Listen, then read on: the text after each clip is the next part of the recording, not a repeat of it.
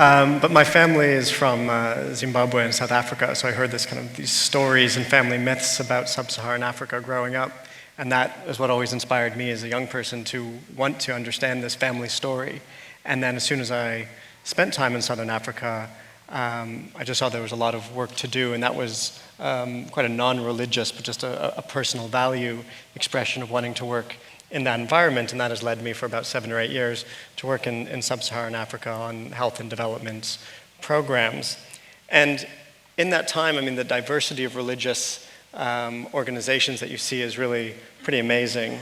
And in a lot of environments where government health services are not able to reach those areas, not able to provide quality services, it's churches and religious NGOs that are providing health services to people who need them in the most far-flung corners of some countries. And they're really driven by outstanding people with strong values to help the poorest peoples in their communities.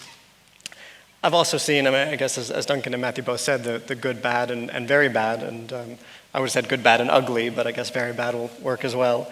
And so you have situations where, for example, the Vatican is against condom use, and that has a significant impact on HIV prevention programming.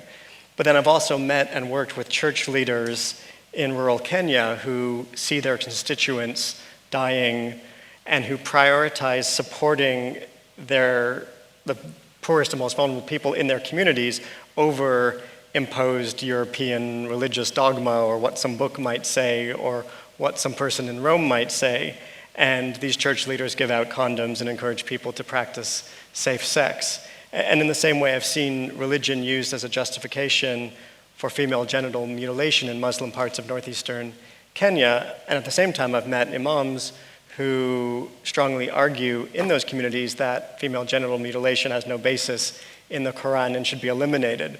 So I just think it's been fascinating for me in my own development experience, meeting people from both sides of this religious, well, I guess from one side of religion, but who profess different beliefs depending on the realities that they face. And I think that diversity is something we need to acknowledge when we're talking about religion and development.